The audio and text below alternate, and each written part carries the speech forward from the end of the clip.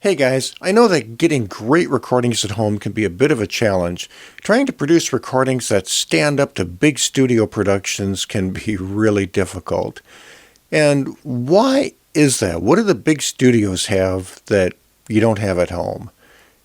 Well, I don't think it's the gear, because great gear is actually pretty attainable these days. In fact, your iPhone is probably a better recorder than what Elvis, the Beatles had to work with, and those guys sold millions of records. Now, I'm not suggesting you use an iPhone to do your recording, but I am saying that modern technology has made getting great gear relatively inexpensive. If you can afford a nice guitar setup for custom drums, you can probably afford decent enough microphones, a computer, audio interface, and get good enough gear to make some pretty darn good recordings. The other thing that studios have that we don't have is talent. They have mastering engineers, mix engineers, and producers who are really good at their craft. And that's just talent and artistry, and it takes a while to learn. And if I had 10 hours to do a production and Dr. Luke had 10 hours, he's going to beat me every time. I might think I'm pretty good, but Dr. Luke's amazing. He can take good talent and make them sound spectacular. He's an artist, and that's hard to duplicate. But there is one thing in our favor, and that's time. You might only be able to afford an expert mix engineer producer for 10 hours worth of their time, but if you have your own home studio, you've got all the time you need. You could put in hundreds of hours. And if you have hundreds of hours of time compared to a block of 10 hours that you could afford with them, well, they're still probably going to have better results than you. They know what they're doing. But you can probably achieve some pretty darn good results with enough effort and practice. So it might not be that quite so much either. One of the things that studios have that most of us don't have at home, however, is a studio. They have a studio that has been carefully engineered and built to block out all the extraneous noise. So the delivery trucks going by and the mayhem outside doesn't get into the recording. And the studios are designed to be controlled acoustical spaces that have either minimal reverb, or the reverb that they do have has a very nice characteristic to it. There aren't any frequency bands that are particularly annoying compared to the other ones. It's very controlled and lends a really great sound character to the things that are recorded in that room. And that's just something that most of our homes are not designed with. And so getting a great recording space is a challenge, and probably one of the major differentiations between being able to record something at home versus in a real studio. And so how about using a tool like one of these? One of these vocal isolation shields. If we don't have a great sounding room, maybe we can put the microphone into this acoustical cavity here and block out some of those external reflections so that we can have a great sounding vocal recording in a less than great sounding room environment. Well, thanks to Xtuga, who sent this in to us, we can take a look at it, we can take a listen to it, and I can talk about it a little bit. I'm not intending this to be an in-depth review of this particular product. Before I get into my opinion about these devices, let me tell you what I would be looking for in one of these acoustical isolation shields. I consider these to be somewhat of a commodity product. I don't think you're going to see a huge difference in performance from one brand to another.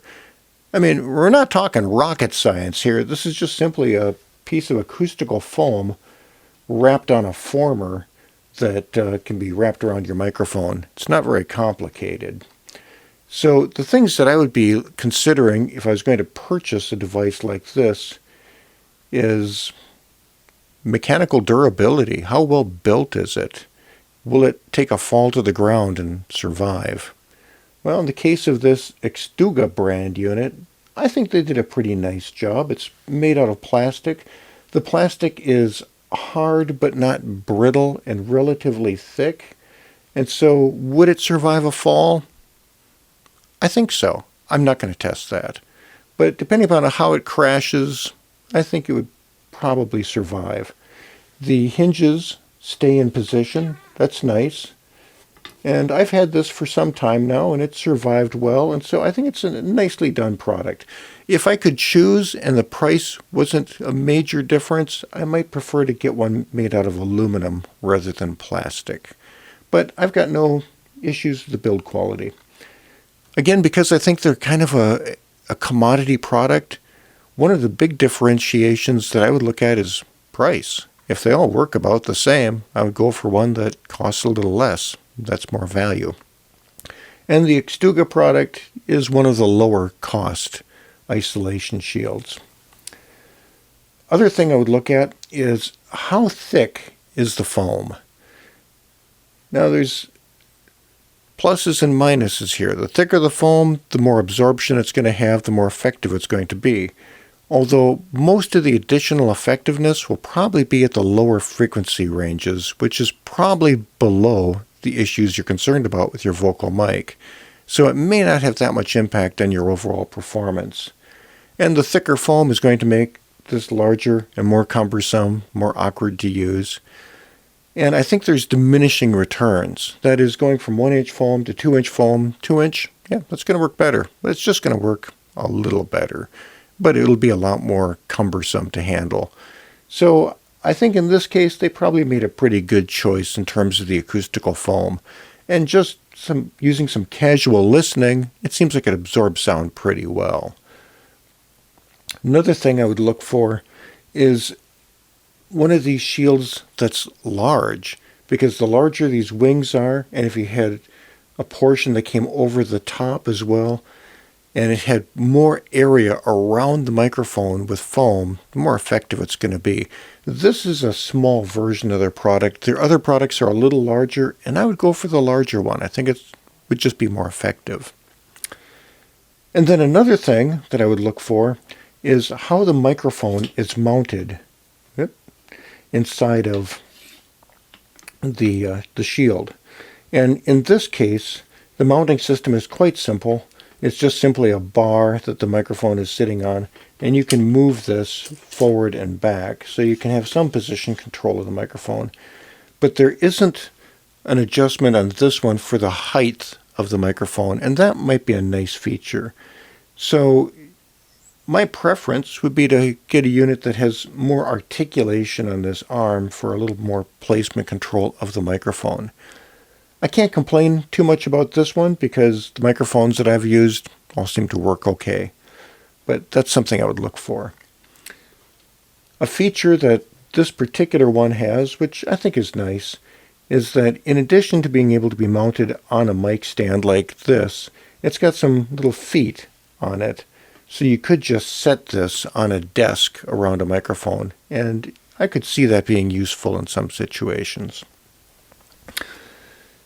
So let's take a quick listen to the impact that this has by moving the microphone off of this stand, and I'll put it right here and talk to you a little bit so you can hear the difference between the microphone just sitting out in free space and having this acoustical shield around it. So give me just 1 second to move the mic over.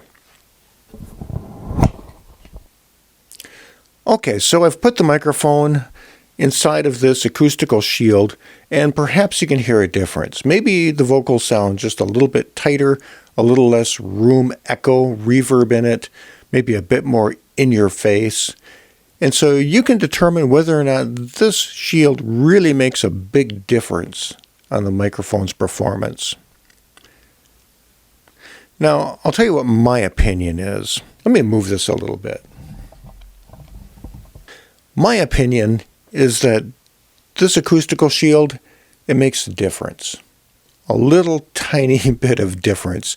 Not much, but just a little tiny bit. And actually, I think that what would be more effective than this small shield would be to go to your clothing closet and separate your shirts, put the microphone stand in the back of the closet there, and stand in the closet with all of your clothes surrounding you, acting as sound absorbent, and sing in there. I think that would probably be more effective than a little shield like this right here. This is blocking off the room reverberation from coming into the backside of the microphone. And we're using a directional microphone where the backside, the sides and the rear of the microphone are already attenuated. And so that's not really the issue that we have where we need to block the sound out. The issue that we have is the sounds hitting the walls and coming into the front of the microphone, which is where we're speaking into it. And the front of the microphone is sticking out of this acoustical enclosure unprotected. And so the sounds that we're trying to block are not being blocked by this acoustical shield very much. So the most important part of the microphone isn't protected by the acoustical shield. So I think you got really limited amounts of impact that this is providing. And furthermore, it might actually be making things worse, because the microphone is expecting to hear sounds coming in from the back and the side of the microphone, sounds that we don't want. And it uses those sounds to acoustically mix with the sounds coming into the front so that acoustically inside of the microphone, it can actually cancel out those sounds coming in from the back and the rear. And so if we take away that input signal, if we take away those sounds that are coming into the backside and the rear of the microphone, and we can't use those to cancel out the unwanted sounds, what's going to happen is it's going to effectively make that microphone more omnidirectional and less directional, pointed at the source that we want. So what's going to happen is that instead of the mic being tightly directional, listening to just my vocals, this is going to have the effect of making the microphone a bit more omnidirectional, so it'll pick up a wider pattern off the front of all of the splash and noise and nonsense in the room than the mic would have if it was just sitting bare on a stand. For all of those reasons, I tend not to reach for the acoustical shields. I don't think they make enough difference to make it worth the hassle of dealing with them. But that's my opinion.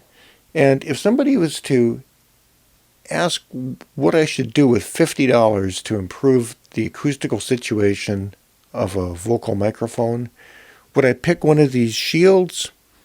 Maybe. But I think what I would do is I'd probably just buy a bunch of moving blankets and try to fix the acoustics as best I can in the recording space in general and address those room reflections at the source rather than trying to filter them out at the microphone. So I'm not saying it's a bad product. I'm just questioning whether or not these sorts of products, these acoustical shields, are really worth the price, if they really provide enough value. But you can decide that for yourself after listening to this video. I'd be curious to hear your comments. So thanks for tuning in. I'll catch you again soon.